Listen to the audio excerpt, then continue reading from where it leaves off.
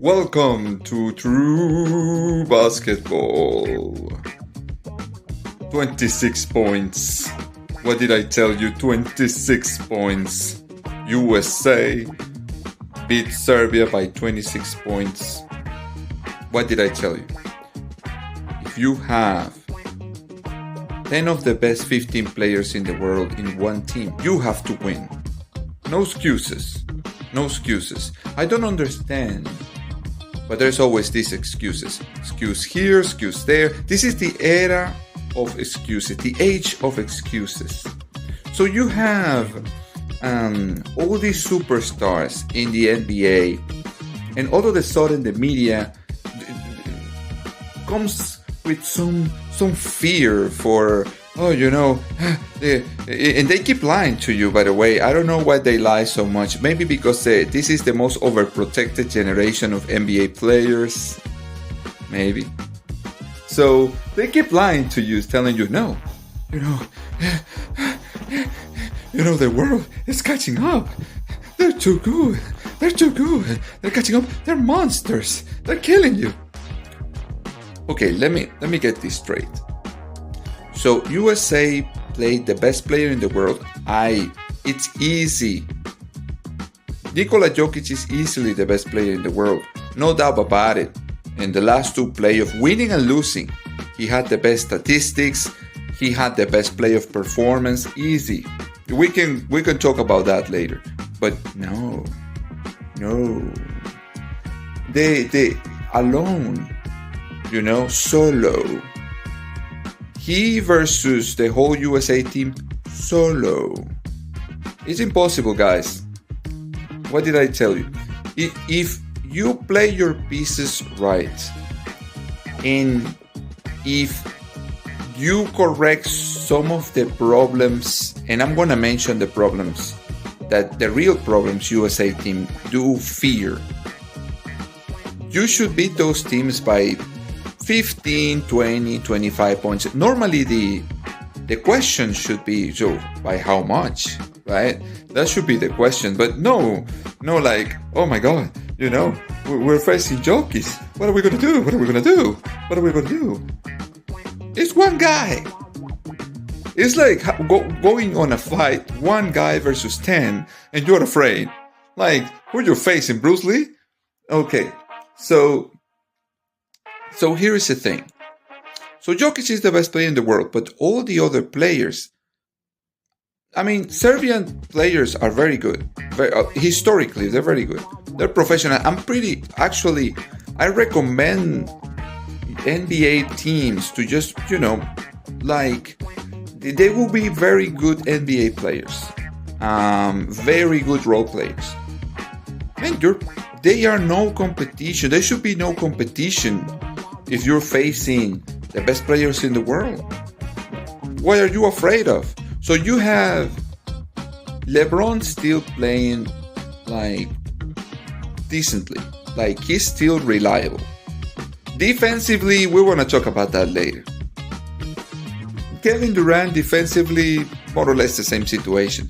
But offensively, they're very talented. And by the way, this team is perfectly built for LeBron. He's still arguably one of the best penetrators,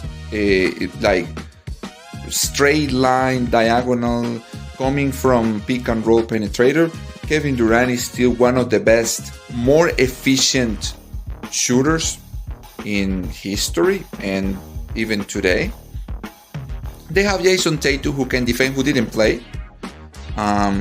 They have Devin Booker, who can go off any night. Steph Curry. Anthony Davis, who is a player who I really think is underestimated because he plays with LeBron, and there has to be some excuse always. But Anthony player actually is one of the few players. I have to double check that. I think he's the only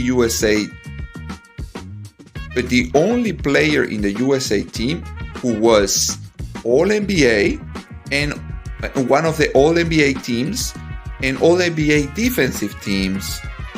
And Anthony Davis is amazing, especially the impact on defense.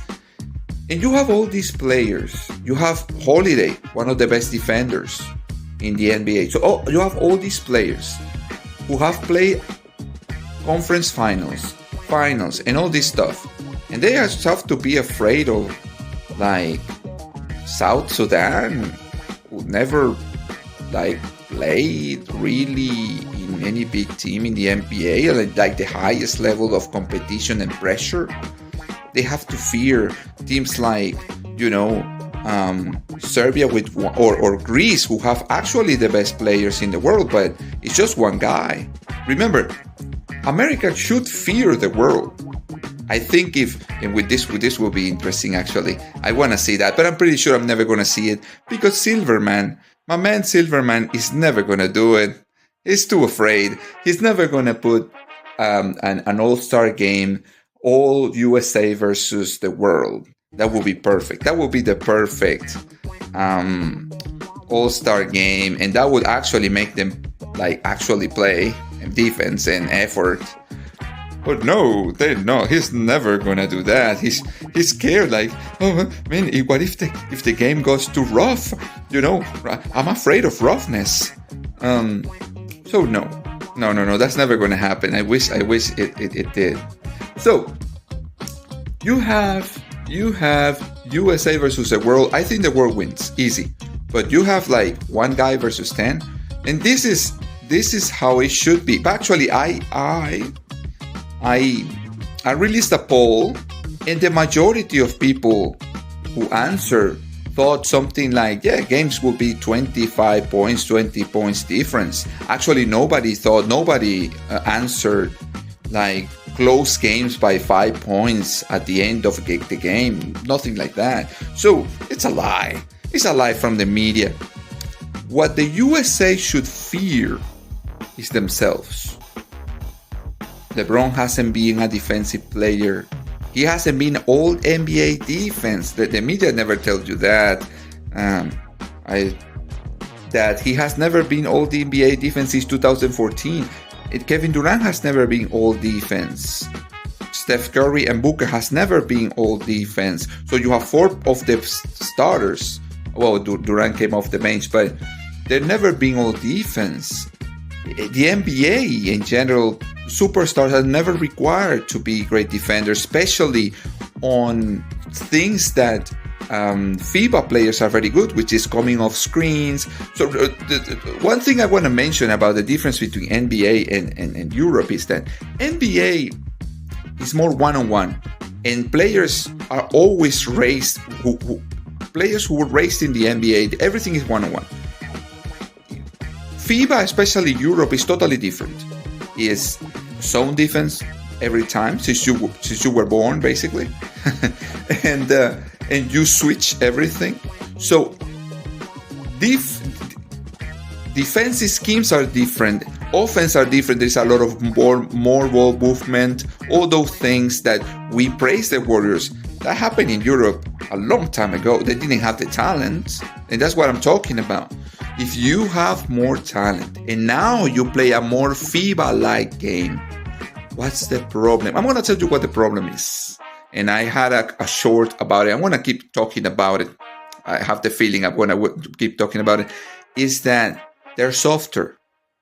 Their mentality is softer. American superstars have never been. You can see it in the media. Actually, you cannot criticize them. You cannot say, "Hey guys, why are you afraid of Australia with Patty Mills and Giddy?" I mean, Patty Mills is about to retire. Like and he was never an all-star caliber player. He was good, and Giddy kind of the Thunder sits him because he sucks. So these players are not all NBA. They would never crack any championship caliber team. And you're supposed to be afraid of them? What the hell is wrong with you guys? And this is the type of lies that the media tells you. By the way, France just struggled with Japan. And this is, we're supposed to fear these people? What the hell? This is what I've been telling you.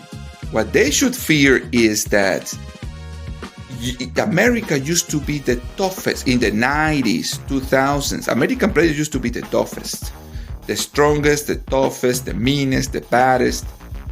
Now they're softies. The league, it became so soft. Every time you touch them, they expect, oh no, it's a foul. It's a foul. So it's different now. This is a problem that I've been telling you about. But if they play right, and I don't want excuses if they struggle. They're going to play South Sudan. Let's see what happens. If they play right, there is no excuse not to win by at least, and I'm saying this is a minimum, 15 points. With that caliber of talent in all positions, in a game of basketball where two players can dominate the court like no other team sport, you have to beat people easily. But this is all for today. Wait for you on the next show. Subscribe. Click the like button. See you next time.